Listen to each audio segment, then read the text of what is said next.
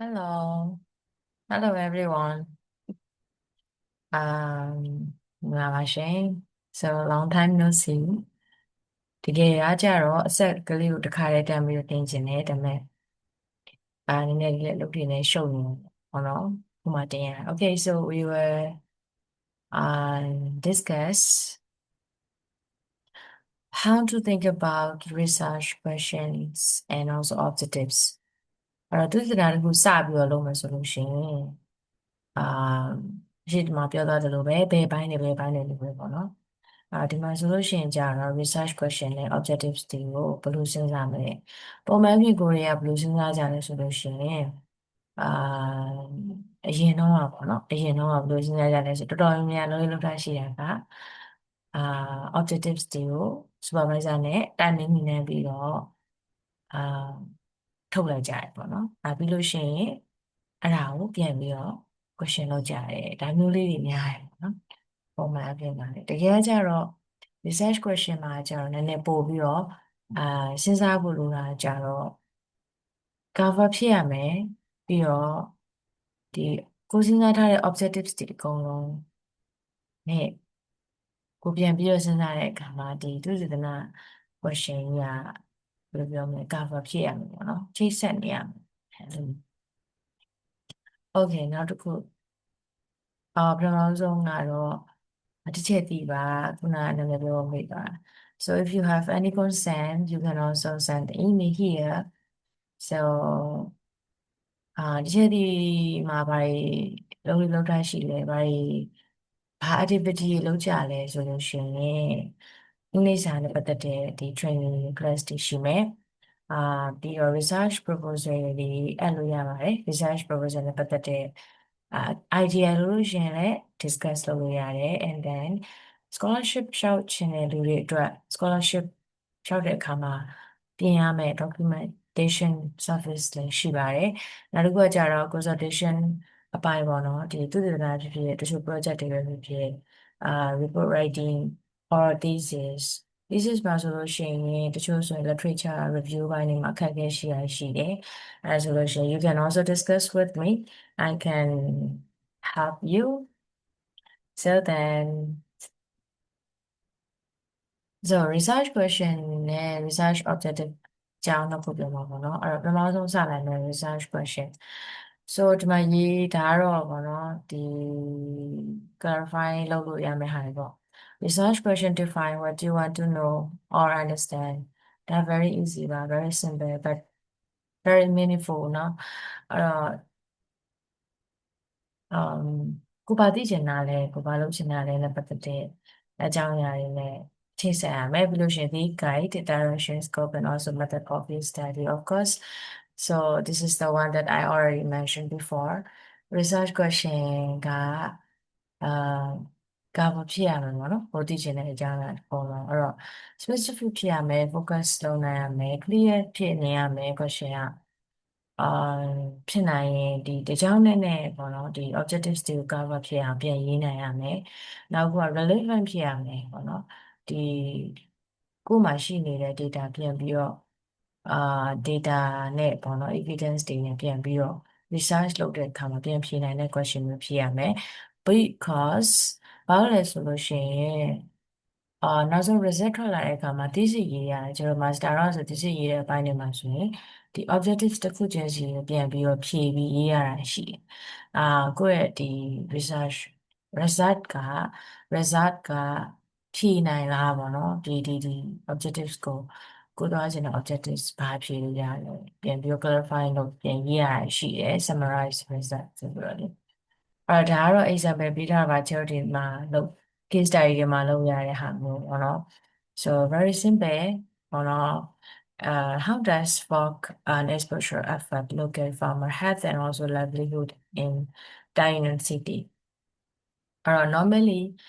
ကို focus ထားတဲ့အကြောင်းအရာတွေပါမယ်ဘာနဲ့ချိတ်ဆက်ပြီးတော့ဘယ်လို impact တွေပြောင်းလဲသွားတဲ့ဟာတွေပါမယ် question ကအဲ့မှာဘာတွေရှိနေရလဲလို့အဲ့မှာသူတို့တွေကဘာတွေလုပ်တာလဲ not so simple เนาะအရင်အဲ့လောက်ကြီးမျိုးရှင်းမို့ research question မှာကြာတော့ not you cannot directly change your objectives to question type နော်အဲ့တော့ objectives ကနေပြီး question type ကိုတိုင်းရိုက်ကြည့်ပြောင်းထားတာမဟုတ်ဘူးဆိုတော့မှတ်ထားပါမှားပါလိမ့်မယ်အဲဆိုလို့ရှိရင်နော် okay နောက်တစ်ခုကကြတော့ so how to change question to objectives နော်အဲ့တော့ဒီမှာဆိုလို့ရှိရင်တို့ကခုနပြောလိုက်တဲ့ခုနပြောလိုက်တဲ့နေရာမှာဆိုလို့ရှိရင် what က livelihood farmers တွေရဲ့ resident တွေရဲ့အဲ့ဒီမျိုးနယ်မှာရှိတဲ့ resident တွေရဲ့ဒီ livelihood ကိုဘယ်လို affect ဖြစ်လဲနော်ဘယ်လို affect ဖြစ်လဲ so simple နော် so then objectives မှာကြာဒီမှာ example ရေးထားတယ် to identify the effect of work on local agricultural productivity in the study area နောက်မှာထည့်ရမယ်နော်ပြီးရင် to assess community awareness and coping mechanism this is still simple for you sample objectives လေးပေါ့နော်အဲ့တော့ဘယ်လိုလေးပြောရမလဲဆိုလို့ရှိရင် objectives ကကြတော့ဆရာတို့ကဒီမှာတော့ clarify မလုပ်ထားပေမဲ့သိရမှာပါလဲဆိုရင် overall goals ရှိရမယ် overall goals ဒီမှာ specific objectives နော်အဲ့တော့ဒီ specific objectives မှာဆိုလို့ရှိရင်အခုဒီမှာပြောထားသလိုပဲ action verb တွေအရင်ရေးကြည့်တယ်သူအဆင့်အလိုက်သုံးရမယ် level လိုက်ရှာလို့ရရပါတော့အဆင့်လိုက်သုံးရမယ် level လိုက်သုံးရမယ်ဟာတွေသုံးရမယ် and then အာကိုကဘယ်လိုပြောမလဲ objectives တစ်ခုချင်းစီမှာကိုလုပ်ချင်တဲ့ဒီသူတည်တလားနဲ့ဆိုင်တဲ့အကြောင်းအရာတွေကို complex ဖြစ်နေအောင်ရေးထားတယ်ပေါ့နော်အဲ့တော့ n အနေနဲ့ဆက်ထားတာမျိုးနှစ်မျိုးပါနေတာမျိုးဘယ်လိုပဲလဲ very simple short to the point what do you want to do what do you want to look what do you want to say နော်အကုန်လုံးသိစိတ်ချရေးမယ် okay and then next one so, yeah, begin with a broad idea and then narrow it down, and then align both question and objectives with your study purpose. အရင်ရေးကြည့်တယ် objectives ကြီးစဉ်းစားပြီးတော့ question ရတခြားရောက်နေမျိုးဖြစ်တတ်တယ်ပြန်ဖတ်ပါပေါ့နော်ပြန်ဖတ်မယ်ပြန်စစ်မယ် check the consistency is very important for you for everyone and each objective should directly address the research question seek feedback from members of peers or a good research question is not just about finding answers it's about finding the right question to ask it's very important for you no? You have to remind this code and then summary tips မှာကြတော့ဒါအချက်လုံးလေးလုံးထားရှိတဲ့ဟာလေးပေါ့နော်ပြောလေပြောထားရှိတဲ့ဟာလို့လည်းပြောလို့ရပါတယ်ဘာလဲဆိုလို့ရှိရင် review existing literature so we have to look existing literature အရန်ခတ်တဲ့အပိုင်းလို့လည်းပြောလို့ရတယ်ပေါ့နော်အရန်စိတ်ညစ်ရတဲ့အပိုင်းကျေဆိုရင်တော်တော်စိတ်ညစ်နေရပါတော့ so အခုမှစပြီးရေးမဲ့သူဒါမှမဟုတ်အခုမှစပြီးလုပ်မဲ့သူဒါမှမဟုတ် scholar ရှောက်မဲ့သူတွေအနေနဲ့ကိုဘာလို့ရမှာလဲဒီချင်းကိုစိတ်ဝင်စားတဲ့ဒီအပိုင်းနဲ့ပတ်သက်တဲ့ paper လေးတွေကို၄ခုဒါမှမဟုတ်၅ခုလောက်ဖတ်ပြီးလို့ရှိရင်ကျတို့ဒီသူတို့ဘာ findings တွေဒီချက်နောက်တစ်ခေါက်ဗီဒီယိုကြရင် paper တွေဖတ်နေမယ် literature review ထဲမှာ review လုပ်ပြီးပြောမယ်နောက်တစ်ခေါက်ကြနော်ဒီမှာတော့အသေးစိတ်မပြောတော့အဲ့အတွက်လည်း slide တွေမပြင်ထားတော့နော်အဲ့တော့ previous research finding ကဘာတွေတွေ့ရှိထားတာလဲ point out လို့စာရွက်လေးနဲ့ချရင် or you can also type in your computer နော် so it means အဲ့တော့ပြန်ဖတ်လို့ရှိရင်ကိုယ်တိုင်ပြန်မှတ်မိအောင်မှတ်ထားမယ် note ပေါ့နော် and then identify research gaps okay အဲ့ဒါလည်းနောက်တစ်ခေါက်ကြာလို့ရှိရင်ဆွေးနွေးမယ် research gaps ကနည်းနည်းလေးအခန်းကဏ္ဍကြီးလို့ဒီမှာမထည့်တော့ဘူးနော်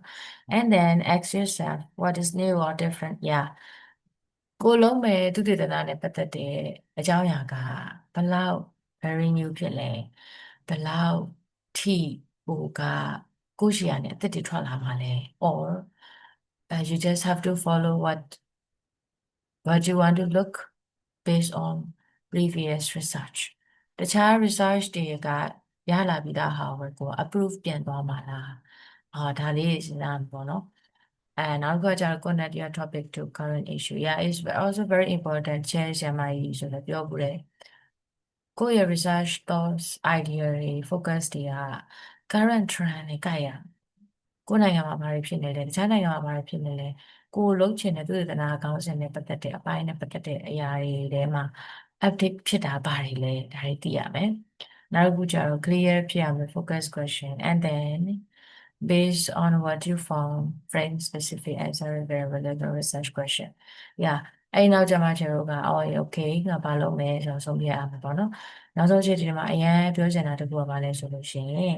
discuss and refine with your supervisor not to alone not to နော်အဲ့တော့ကိုယ်တိုင်ကဘာလဲဆိုလို့ရှိရင်ကိုယ်တိုင်က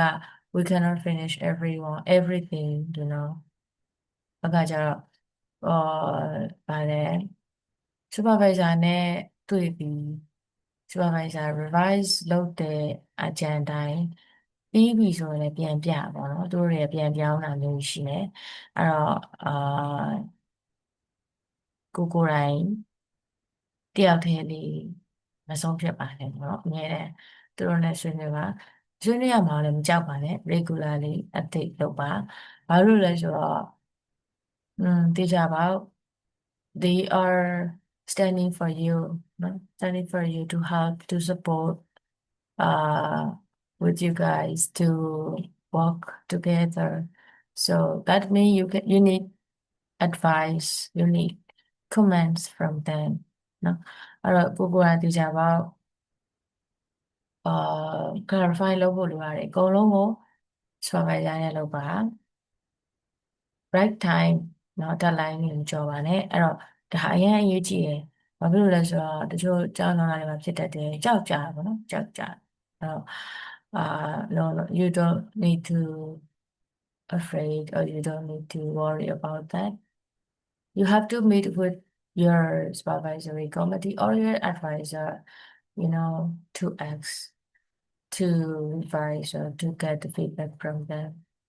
so it's very important okay so I think that's all. Yeah, that's all. And if you want to know something or if you have a question, you can also write your question in the comments. And then please subscribe my channel. I will also upload in my page and also in YouTube. Thank you. Bye bye. Good luck.